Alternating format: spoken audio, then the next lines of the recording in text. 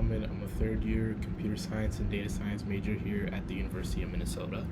And here is my project revolving around the IMDb review using sentiment analysis with integration with natural language processing.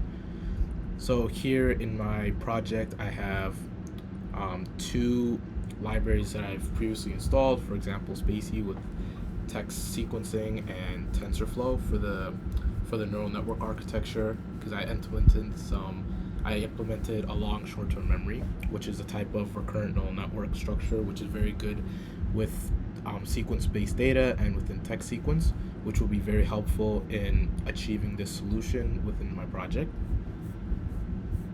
So here are the different requirements and the packages that need to be.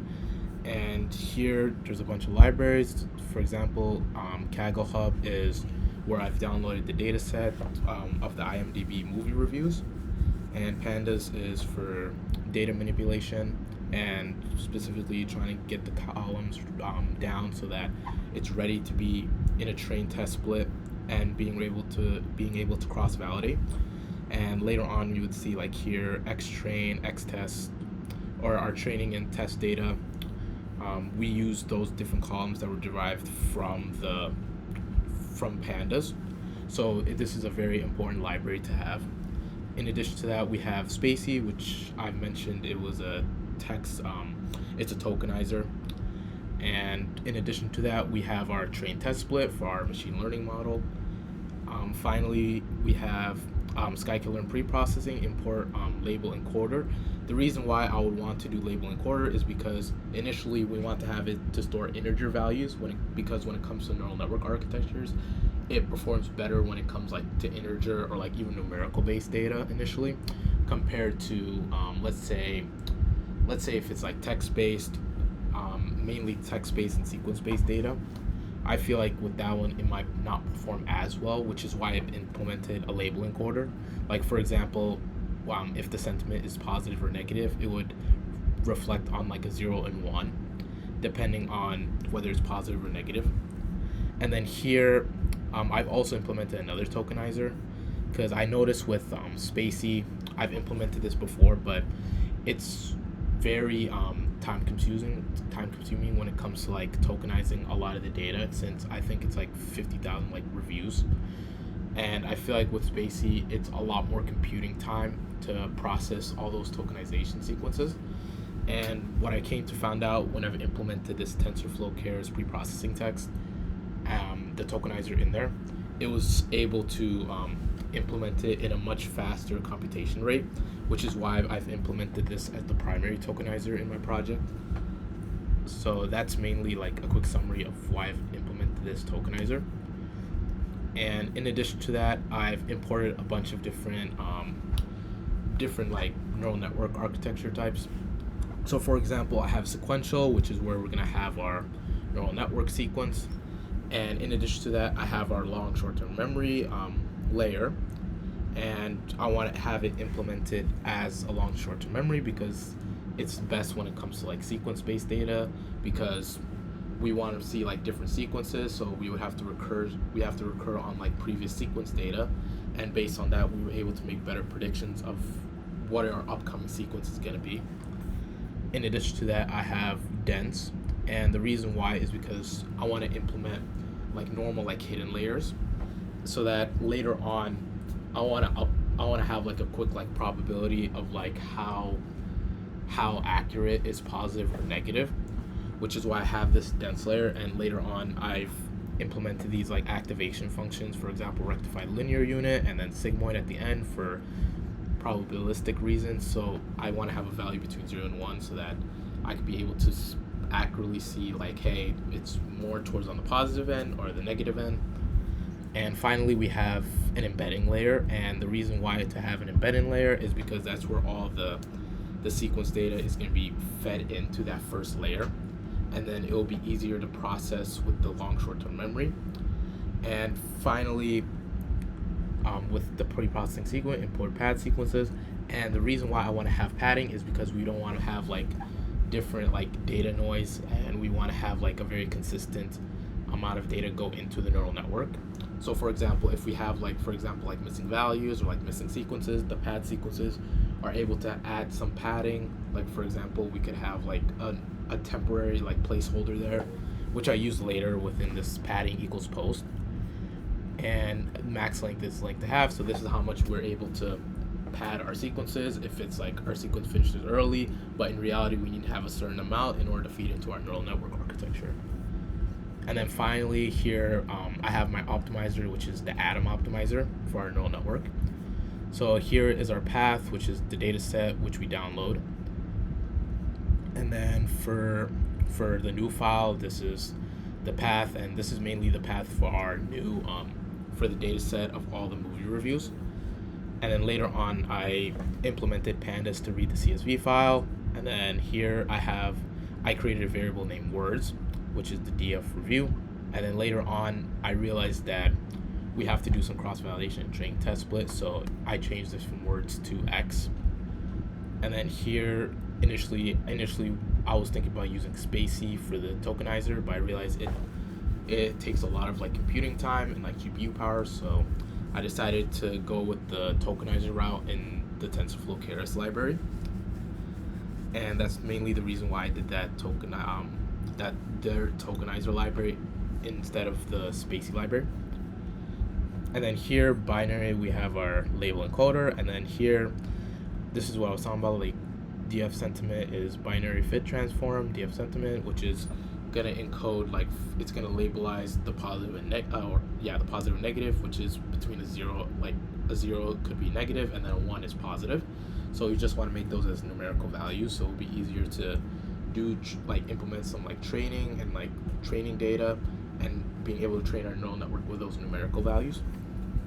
And then here I do my training and testing split with our input training set, our input training set, and our input test set, along with the output training data and output test set. And then I have our test size being 30%. It will be 30% testing, 70%. So I decided to do that range. And then here we have like a random state, which is like a seed value, so that I'm able to get like consistent results, and it's not like as randomized. And then here I have tokens, which is the TensorFlow Keras tokenizer, which I actually use in this neural network architecture. And I put this as the number of words is equal to 7,500. I didn't want to make it like too low because I don't think it will be as much like of a sequence so that the neural network could like learn off of those tokens. But I didn't want to do it a lot because I want the model to learn very like slowly, and I wanted to process the sequence in like a meaningful fashion so that it doesn't learn too quickly and then our accuracy is lower because of the way it learns. So that's why I didn't chose to do it like 10,000. And then here I fit that with respect to the input training data, and I put the training data through that tokenizer, which is mainly what this tokens.fit on text xtrain does. And then here, in addition to that, I've changed it to like a sequence-based data within the training and testing set, which is what I do implement here. And then here I have length to have, which is the max length for we want to have our sequence when it comes to like our tokenized test set and training set. And the reason why is because we want to have enough data so that the neural network model could accurately predict it and like accurately like process like that whole sequence. We don't want to have like half of the sequence because probably that other half would have a lot more like meaningful data. So we want to like be able to get a best of both worlds. And then these two lines is what I mentioned before with the padding and being able to have like an equal amount of like the max length so that we don't have like any anomalies when it comes to the neural network, because one sequence is probably longer than the other. We want to have everything as like uniform and like equivalent. And then here is our neural network model. So for example, our model, which is a sequential, and when it comes to TensorFlow and Keras, sequential is basically like the base model of the neural network. So this is where like the root of the base of the neural network model it starts. And later on we add like different layers which would directly correlate to like what we're doing. Like for example, with image data, we would probably use a convolutional neural network. Like for example, convol like 2D, if we're dealing with image data. But since we're dealing with text data and we want to do it through, we're implementing some form of like natural language processing. That's why I did these two LSTM and the embedding part. So the embedding part, it takes in 7500 as the input dimensions, which is the number of words in the tokenizer. And then the output, I want to make it at 64 because I don't want it to be too high, because I want it to funnel into the RNN or the LSTM layer. And then the input length will be the length to have, which is the sequence-based data that we have that we implemented with the pad sequences. And then here is our long short-term memory layers. So this right here this job is to like process the sequence and being able to like correctly, accurately see like for beyond the sequence based on like recurrent data or the recurrent sequence, which is why mainly like LSTM is like a form of recurrent neural network. And here it has 64 neurons, and then I added a dropout layer so that if certain neurons are like not in play at some point, I want to just drop those because they're not as meaningful when it comes to like processing through the network. And then return sequences, I set that to true because I want to keep it as like consistent and I want to keep the sequences. And in addition to that, I noticed that if we return sequences, it would go from a 3D to a 2D array as opposed to a 1D array, which is why I did this true, because had I not done that, it would come up as an error because we want to feed into a 2D feed like the data into a 2D instead of a 1D, because I've implemented another LSTM right here. So that's why I did this return sequences. And then here I also implemented another LSTM layer with another dropout of 0.2. And then finally, I've implemented two normal hidden layers. So for example, I did 60 neurons with rectified linear unit activation or ReLU. And then finally, I have my output layer being activation sigmoid, and I want it to be sigmoid because I want to do some sort of binary classification with this, which is why later on I use a binary cross entropy loss function. And the reason for those two is because I want to have like a percentage of like of how accurate the model is. Like for example, if it's like 0.89, then I could assume it's probably 89% accurate. And then finally, here model.compile, and then we have our optimizer for the neural network model, which is our Atom. And I made the learning rate 0.001. I decided to make it that learning rate because if I did it too high, it wouldn't learn as well. But if I make it too low, it's probably going to be learned like very, very slowly and probably would not converge. And then the metrics that I want to focus on is mainly, of course, the accuracy. And then here our fitted model is I fitted it based on the padding sequence along with the output Y training set. And then my batch size here is 32 and our epochs here is 5. Mainly the reason why I did the epochs is 5 is because they do like a lot of processing. I've noticed with the LSTMs in TensorFlow and Keras, considering like later on here it's like 1094 over 1094, and had I did more layers, it probably would take like a longer computation time, which is why I did not do that. And then here I did validation data equals X padding sequence tests, and I want to do a validation based on input test data along with the output test data. And then here is the results. So at the end, I was able to get a 94.5% accuracy on the model and a 0.15 on the loss function. And then here our accuracy with respect to the testing data is 89% accurate. So that's pretty good when it comes to an LSTM model. And I think for 94.5, that's actually good, but it could be much better. And then here is our predictions based on this is our predictions of the sentiment analysis based on the testing data.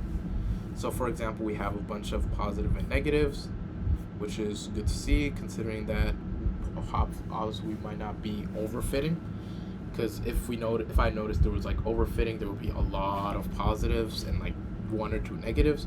So this is kind of good to see that we have a little bit of a distribution here. So that's mainly the neural network model. So that's mainly the model in depth. The main reason why I want to join Fellowship.AI is because of its great research opportunities. In addition to that, I want to learn from like well-renowned like AI and ML practitioners, and I feel like learning from them and being able to network them would hopefully like motivate me to become better and be able to progress my career in the field of machine learning and artificial intelligence. And in addition to that, be I want to learn a lot from like the AI and ML mentors and being able to put forth through my dreams, because obviously my dreams is becoming like an AI startup founder and being able to like be around like people who like have deep knowledge in the field of AI and machine learning. I feel like me being in that environment would help me greatly. And Fellowship.ai is like a very cool program that I've wanted to always like get into. So that's mainly the reason why I want to join Fellowship.ai. Thank you.